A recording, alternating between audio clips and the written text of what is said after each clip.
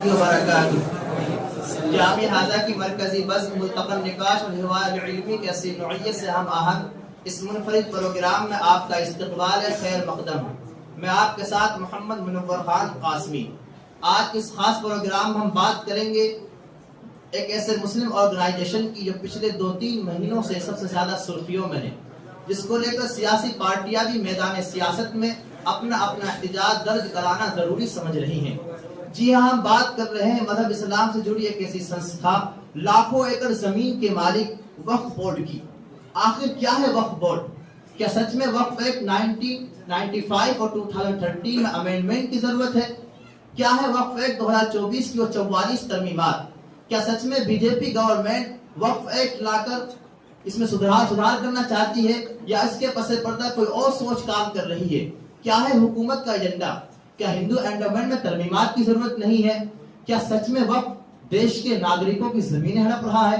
کیا واقعی آرمی اور ریلوے کے بعد سب سے زیادہ وقف پراپرٹی کا مالک ہے؟ کیا ہے سچائی؟ آخر کیوں منظور نہیں مسلم قائدین اور تنظیموں کو وقف ایکٹ میں ترمیم؟ کیا ہے ان کی دلیلیں؟ ایسے تمام سوالوں کے جوابات آج اس خاص پروگرام ہم تفصیل سے جانیں گے، لیکن اس سے پہلے ہم اس پورے معاملے کو ان شارٹ خلاصتاً سمجھنے کی کوشش کرتے ہیں. آڈینس، آئیے جانتے ہیں وقف کیا ہے. وقف تخفیف کے ساتھ عربی زبان کا مصدر ہے، جس کے لٹرلی یعنی لغوی معنی ٹھہرنے یا روکنے کے آتے ہیں. اس کی پلورل یعنی جمع اوقاف آتی ہے. وقف اسلامی قانون یعنی اسلامک لا کا ایک اہم حصہ اور مسلمانوں کی مذہبی ایک عبادت کا نام ہے. اسلامک اسکالرز کے اکارڈنگ اس کا مقصد گاڈ یعنی اللہ کی خوشی حاصل کرنا اور پبلک سے محبت کا اظہار کرنا ہے. اسی طرح پبلک ویلفیئر یعنی عوامی فلاح و بہبود، عوامی تعلیم و ترقی کے لیے مثلا مسجد، مدرسہ، مکتب، اسکول، کالجز، یونیورسٹیز وغیرہ قائم کرنا ہے اور غریبوں، یتیموں، محتاجوں کی امداد کرنا ہے.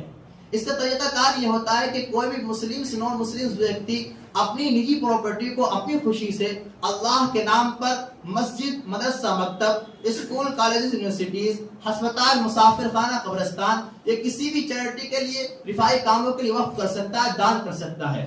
وقف کرنے والے ویکتی کو واقف کہتے ہیں. وقف اسلامک لوگ واقف کو اس بات کا حق دیتا ہے کہ وہ طے کرے اس کی طرف سے وقف کے لیے دی گئی شے یا اس سے ہونے والے بینیفٹ کا استعمال کہاں کرے اور کیسے کرے. مسلم جسٹس کے کہنے کے مطابق وقف کرنے کے بعد اب یہ پراپرٹی واقف کی ملکیت سے نکل کر اللہ کی ملکیت میں آ جاتی ہے اور واقف کی ملکیت ہمیشہ کے لیے اس سے ختم ہو جاتی ہے. اس لیے اس پراپرٹی کو نہ تو آپ کسی کو گفٹ کر سکتے ہیں اور نہ ہی آپ اس پراپرٹی کی کسی سے ڈیل کر سکتے ہیں اور نہ ہی واقف کے ورثاء واقف کے انتقال کے بعد اس کی سمپتی پر اپنا دعویٰ کر سکتے ہیں. آڈینس، آئیے اب جانتے ہیں ہسٹری آف وقف ان انڈیا. اسلامک ہسٹری کے مطابق 632 عیسوی میں سب سے پہلے پیغمبر محمد صلی اللہ علیہ وسلم نے اسلام کی سب سے پہلی مسجد قباء کے لیے زمین خرید کر وقف کی. اس کے بعد آپ کے اصحاب یعنی فالوورز نے کئی ایک باغات، زمینیں، کنویں پبلک کے لیے وقف کیے، ڈونیٹ کیے. اس کے بعد 7ویں صدی عیسوی کے اندر جب عرب سندھ کے راستے سے ملک بھارت پہنچے اور وہاں اور یہاں انہوں نے 1000 سال حکومت کی، تو اسی دوران مسلم بادشاہوں نے مسجد، مدرسے بنوائے اور ان کے لیے بھاری ماترا میں جائیدادیں وقف کی. کہا جاتا ہے سب سے پہلے ہمارے ملک بھارت میں فیروز شاہ تغلق کے دور حکومت میں وقف کا نظام آرگنائز یعنی منظم ہوا. اس کے بعد شیر شاہ سوری اور اورنگزیب عالمگیر کے دور حکومت میں ایک بڑی تعداد میں چیریٹی ورک یعنی رفاہی کاموں کے لیے زمینیں وقف کی گئی. اس کے علاوہ عام مسلمان بھی اپنی دینی کاموں کے لیے زمینیں وقف کرتے رہے. الگ الگ صوبوں میں نوابوں نے زمینیں خرید کر وقف کے لیے وقف کرائی اور ان کے لیے مدرسے بنوائے. لیکن جب برٹش گورنمنٹ کے دور حکومت میں وقف کا نظام اور انہوں نے مدارس کو بند کر دیا تو وقف کی جو پراپرٹیز ہیں ان کا مس یوز یعنی بے دریغ استعمال ہونے لگا. تو مسلمانوں کے پروٹیسٹ کرنے کی وجہ سے انگریز دور حکومت میں ہی وقف ایکٹ 1923 بنایا گیا. پھر اس کے بعد ملک کی آزادی کے بعد برس 1954 میں نہرو سرکار کے سمے وقف ایکٹ 1954 پارت کیا گیا، جس کے بعد اس کا نظام سینٹرلائزیشن ہوا. پھر اس کے بعد 1995 میں 1954 کو منسوخ کر پی وی نرسمہا راؤ کی قیادت میں وقف ایکٹ 1995 بنایا گیا، جس کے تحت نان مسلمز کو بھی یہ اختیار دیے گئے کہ وہ بھی اپنی سمپتی کو وقف کر سکتا ہے. اس کے بعد وقف میں اگلا بڑا بدلاؤ 2013 میں ہوا. دیش بھر میں پھیلی وقف سمپتیوں کے تحفظ کے لیے جغرافیائی انفارمیشن سسٹم یعنی JIS میپنگ کی ویوستھا کی گئی تاکہ جتنی بھی سمپتیاں ہیں ان سب کا صحیح اور سٹیک ریکارڈ رکھا جا سکے.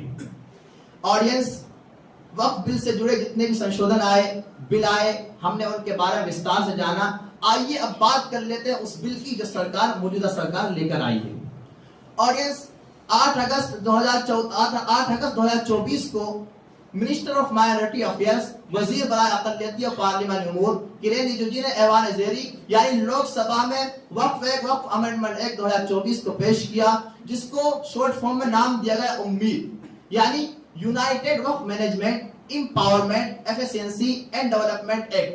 لیکن اپوزیشن پارٹیز کی طرف سے شدید مخالفت کی وجہ سے یہ بل JPC یعنی جوائنٹ پارلیمنٹری کمیٹی کو بھیج دیا گیا ہے، جس کے لیے BJP کے رکن پارلیمان جگدم پی پال کی صدارت میں 31 رکنی کمیٹی تشکیل دی گئی ہے، جس میں مختلف پارٹیوں سے لوک سبھا کے 21 اور راجیہ سبھا کے 10 ممبر سلیکٹ کیے گئے ہیں، جو اگلی صدر تک اپنی رپورٹ پیش کریں گے.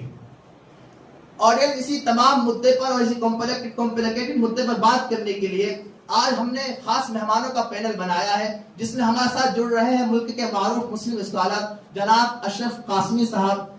اسی طرح ہمارے ساتھ حکومتی پکش رکھنے کے لیے جڑ رہے ہیں جناب فیصل صاحب. اسی طرح اس بل کی موافقت میں اتر رہے ہیں ایڈوکیٹ جناب عبد الرؤوف صاحب اور صدر حمایت المسلمین قاری غفران صاحب. اسی طرح چیئرمین کی حیثیت سے تشریف لائے ہمارے خوبصورت ڈیبیٹ میں وقف چیئرمین، سینٹرل وقف چیئرمین جناب فہیم پورنوی صاحب. میں اپنے تمام مہمانوں کا استقبال کرتا ہوں، خیر مقدم کہتا ہوں. فہیم صاحب، پہلا سوال میرا آپ سے ہی ہے سر، چونکہ آپ سینٹرل وقف کونسل کے موجودہ چیئرمین بھی ہیں، اس لیے سر ہمارے درشکوں کو آپ یہ بتلائیے اس وقت دیش بھر میں کتنے وقف بورڈ موجود ہیں اور وہ کس طرح کام کرتے ہیں؟